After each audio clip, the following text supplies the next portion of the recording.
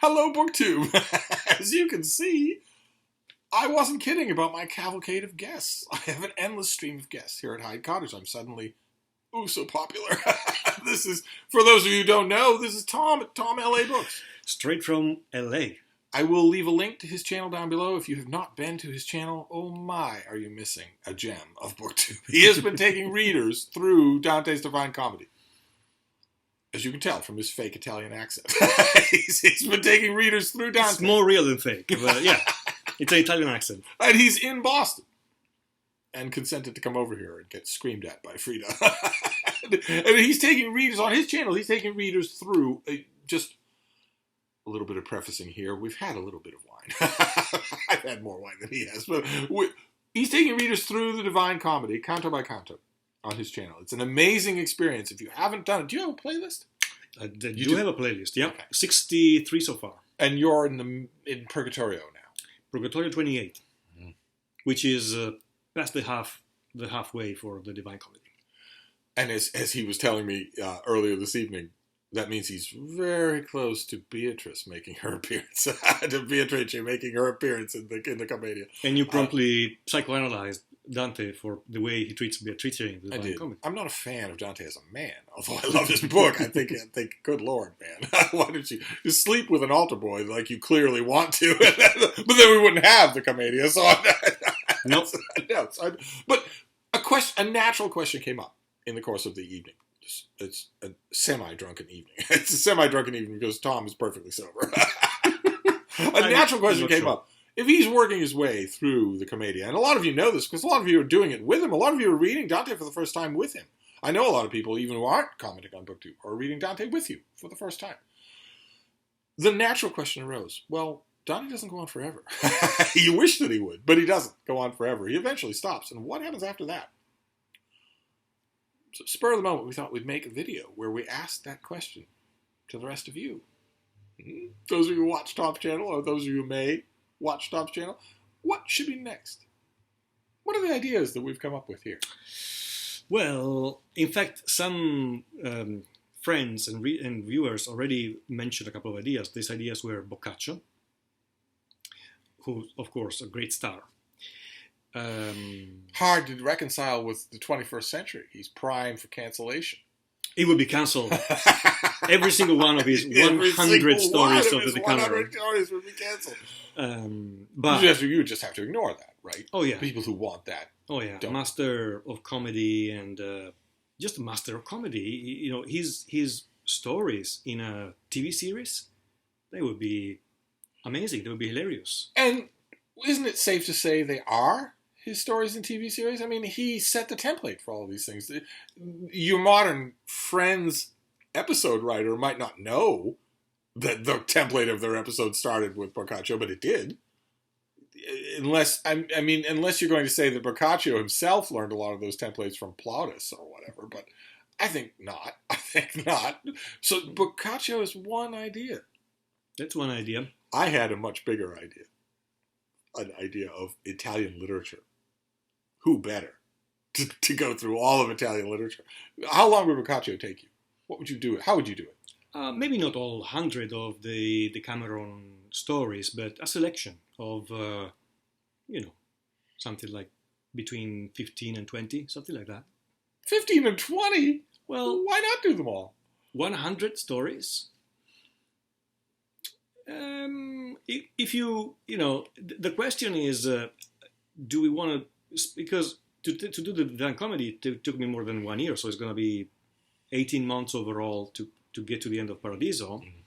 If there is a really good idea for something that is useful for English-speaking readers who would like a little bit of, of an Italian support or help to read some Italian literature, whether Boccaccio or not, it's going to take another year. Mm. That's fine for me, but... I see what you mean. A year with Boccaccio is a bit long. That's a bit long. He's ready to get... I love him, but my idea was much bigger than that. It was Italian literature. Petrarch, Boccaccio, Tasso, Boiardo, Ariosto, all the way to the 18th and 19th century. Older to the poets that we've been talking about. That I'm delighted to learn. I'm not surprised, but delighted to learn we both love. Yeah. All the way to the doorstep of the modern era. And maybe even into the modern era. We haven't even talked about modern Italian poets. We were just chatting about the fact that the U.S. readership in general is underexposed to Italian literature. And one of us was less diplomatic than saying underexposed. I wonder if you can guess which one of us it was. But I'll take underexposed. Underexposed is delightful. And there's the bean. The bean is here, of course, just in case you're wondering. She's a little bit tired, but she's here. So yes, Americans are underexposed to Italian literature. That's true. What about a whole year of great Italian literature? That could be a nice, Who would we end with? And I would welcome... What about a 20th century Italian poet? Oh. Montale, do you like? Eugenio Montale is fantastic. Montale. You must love him. You must love Ungaretti. Him. Oh. But that's a whole year. He's much more complex than most of the poets we've been talking about in terms of his formal. Oh, what I wouldn't give to. He hasn't even mentioned his name until right this minute. What I wouldn't give to listen to a whole seminar. That's what his Dante videos essentially are. They're essentially a free seminar. What I wouldn't give to hear you talking. Oh my! It's the Italian literature is so rich and vast, and there is a lot that someone, even simply knowing Italian and loving the literature, can bring, right? Can give. So that's what I'm trying to do, and without being a teacher or a professor or anything. But in the 20th century only, you have some fantastic names, like you have Ungaretti, you have, and then you have novelists like Pirandello, Luigi Pirandello. You have, in the 19th century, going back a little bit, Foscolo, who is another great Italian poet. I love the moment when I brought up Foscolo and both of us just started doing this. I just love, you love that moment with anybody, with any guest that you have, but a particular artist, a particular poet. Although I want to stress that note of soft-spoken humility and approachability, don't expect it. Okay, you're going to get it on his channel, but don't expect it on this channel. I don't want to give them any ideas. All right, just don't get any ideas. I'm not sure this particular 30 seconds was necessary to your audience. No, they don't need. They don't need me to tell them that. So but I thought I'd stress it anyway for any new people. We can edit it out or leave it in. I told you maybe it was too much wine to do a video. What can I say? This has been a wonderful cavalcade of guests. Sorry for the grainy filming. We don't have a floor lamp. But this has been a wonderful cavalcade of guests. This has been enormous fun. So we want to know, won't take up too much time here. We want to know, what would your vote be?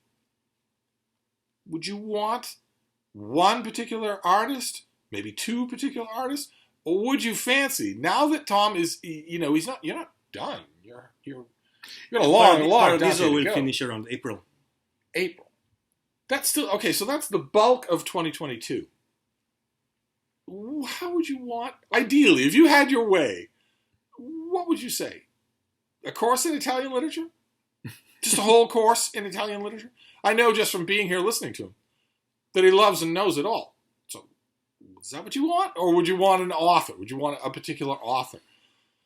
And those of you, I don't know how many of you love Tom's channel who are also viewers of mine. I know what my viewers would say. Do Dante again. If that's your vote, zip it. Okay. We're not going to do Dante again. He's not going to do Dante again. I just thought I'd get that in there. What we might actually try to do, if you agree, is one of the Paradiso cantos with Steve Donahue. Oh my! Well, we mentioned that. Yes, we tried to figure out which one it would contributing. Be. We'll see which one, which canto. It'd be tremendous fun, but like everybody else on BookTube, I really want to know what you're going to do next, which is not going to be with me. Oh, Italian literature gets my vote. Start with Petrarch and move on from there. Start with somebody who thought it was important to write in Italian, as opposed to any of the maybe the quasi or proto-humanists who might have been Italian but were writing in Latin and writing for a very Latinate audience.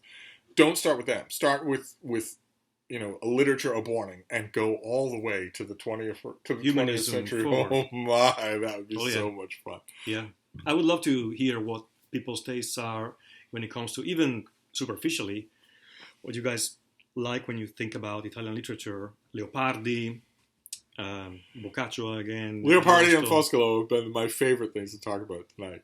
There's a lot. Manzoni, Alessandro Manzoni. He's got good poetry as well. Yeah, but nobody ever knows that. They just know the betrothed. That's all. That's all they know, and that's all anybody wants to talk about. If we're talking about Italian literature, we're talking about Manzoni, and that's all. Yeah, yeah. The poetry is amazing, and it's so different from the novel. It's so different from. It is. That's right. So there's a lot to choose from. There's a lot to choose from. So you just let us know. So that's the point of this video. Please let my manager know, and he will let me know. Yes. And if the vote goes towards Tom doing an entire year-long course in Italian literature, perhaps I could do one on Irish literature. Start at the same time. Complementary. Oh, competing. You're much better at it than I am. and as we were pointing out earlier in the evening, I might start off doing a sort of YouTube seminar on Irish literature, but half of every video would be, what's that cloud doing? That was kind of weird, isn't it? Reminds me of a cloud from 1970. He has a little bit more focus in his timetable. So, anyway, leave comments. Let us know. He's going to get back to watching me drink. But I will be back, and I will leave a link to Tom's channel down below so you can catch up on Purgatorio. Goodbye, BookTube.